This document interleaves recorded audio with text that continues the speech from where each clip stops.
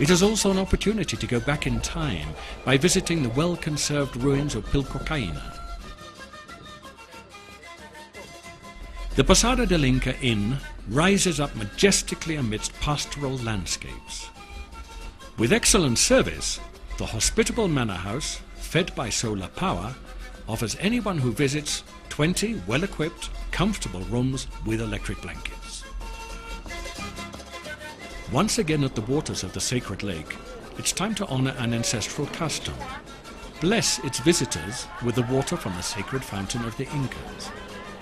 Meanwhile, one can enjoy a typical Bolivian drink. After crossing the narrow Strait of Tequina, we may provide on request the floating islands of the Urus Iruitos, which are always included in the cruises going north. From this age-old ethnic group, only 32 families have survived, still speaking Puquina, the mother tongue of the Aymaras and the Incas.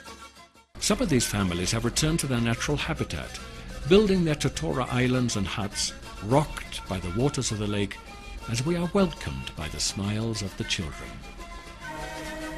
These people are unique, and with the aim of preserving their way of life and 5,000-year-old culture, Krillot Tours has created a sustainable tourism project in the Kewaya community, erecting greenhouses especially designed for the place.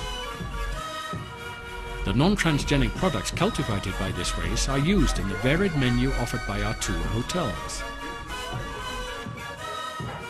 It's an unforgettable encounter with this culture that has survived time and space on Titicaca's waters. After a beautiful cruise, the Inca Utama Hotel and Spa awaits us on one of the shores of the sacred lake at Watahata. This hotel, the only one of its kind, is characterized by a distinct concept of hotel design, where comfort blends harmoniously with intercultural experiences. Surrounded by original, illustrative spaces in which we can immerse ourselves in the past, we find museums like the Altiplano that takes us back to colonial times. There we can also appreciate Inca jewelry and art from the oldest city in the Andes, Tiwanaku. The breeze from the lake and the smell of moist earth helps us to understand better the daily life of the Eco Pueblo Andino, to be found within the bounds of the hotel, while an indigenous woman spins alpaca wool under the watchful eye of these graceful animals.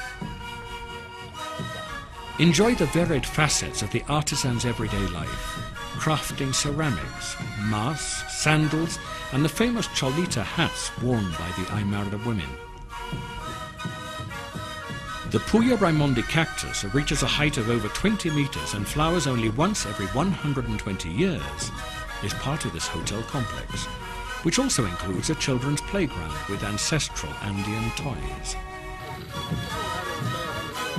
And to shake hands with living history, a special meeting with the Limachi brothers, builders of the most famous Totora rafts, Ra-2 and Tigris, built for Thor Heyerdahl's epic expeditions, as well as the Abora-2, the first 21st century Totora reed boat crossing the Mediterranean Sea, where Fermin Limachi was part of the crew. Following these visits, you can continue on to La Paz or stay overnight at the Inca Utama Hotel and Spa.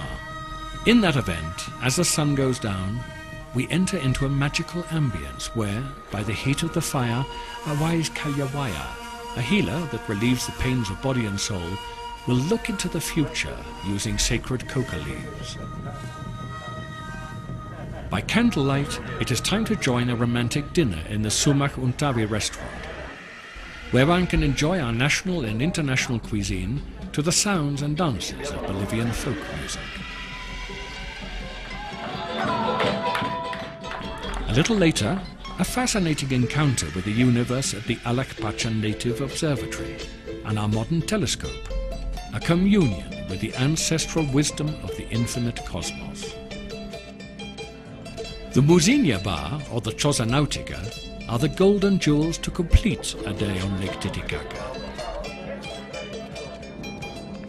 The following day, one can choose to take a cruise from Watahata to Kalauta Island, the lake's largest graveyard with cemetery towers of 2 or 3 levels. Waiting for us there is an aptapi, a native picnic that we share with the local people. At the end of the afternoon or the following day, we can carry on to La Paz.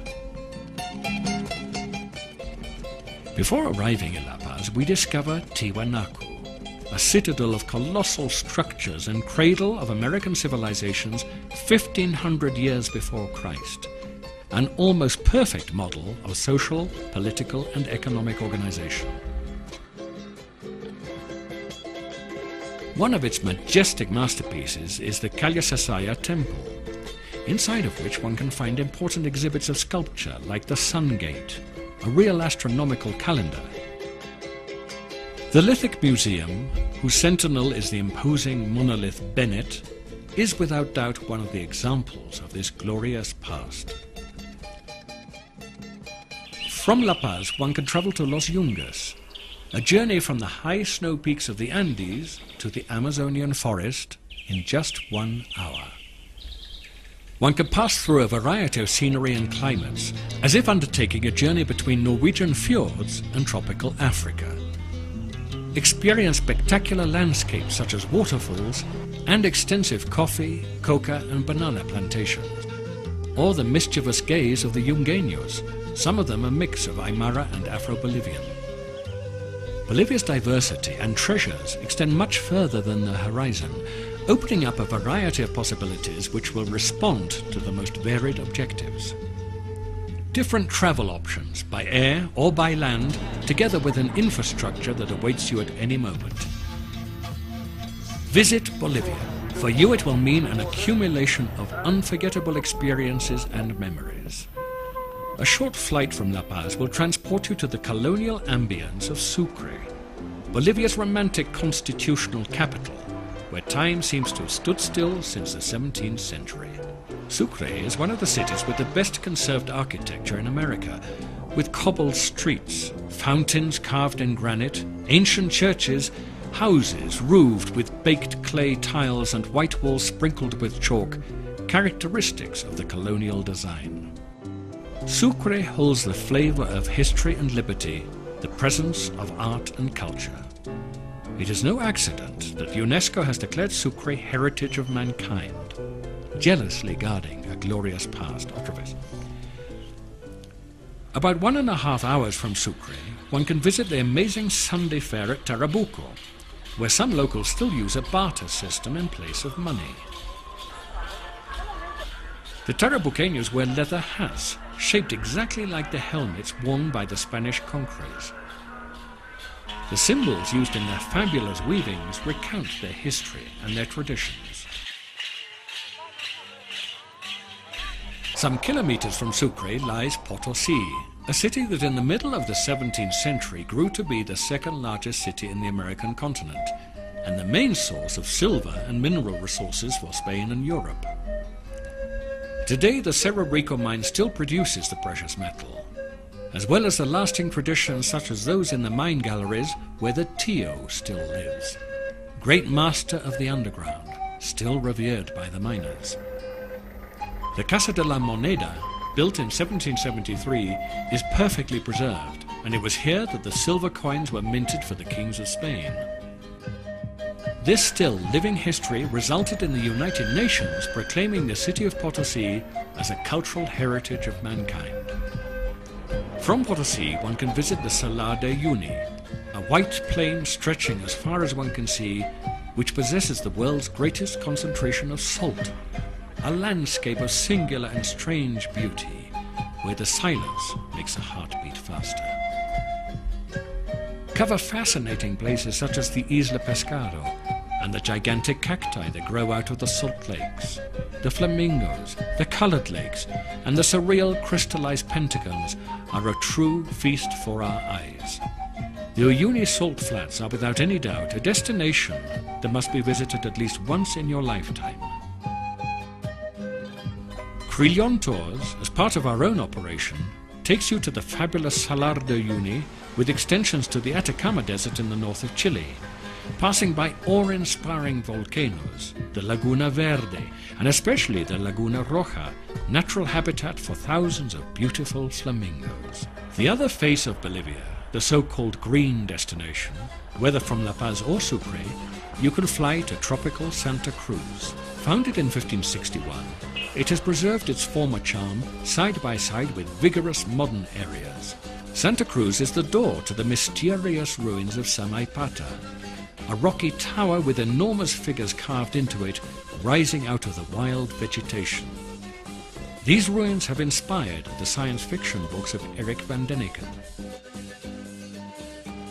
The Jesuit missions are still intact and alive.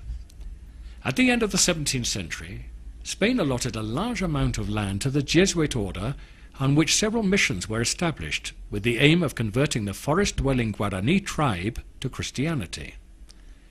These beautiful, perfectly conserved places are witness to the past which still pervades the magnificent buildings, their music, and their people.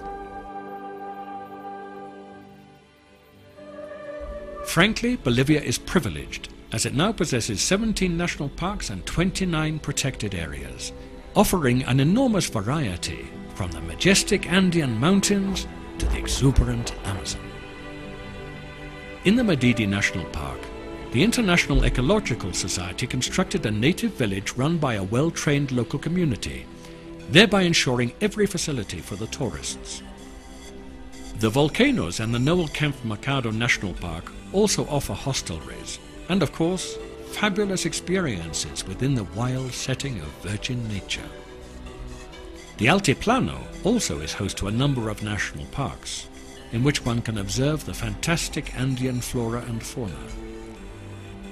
In addition, Krillian Tour's Adventure Department operates a variety of nature and ecological programs. To visit Bolivia is an unforgettable experience. When you recall the scenery and the warmth of the people, when the deep blue waters of Lake Titicaca come to mind, where time and space stand still, maybe then, once again you will hear, almost fading away, the distant sound of a patutu, infusing us from far away with the fascinating and powerful spirit of the Andes.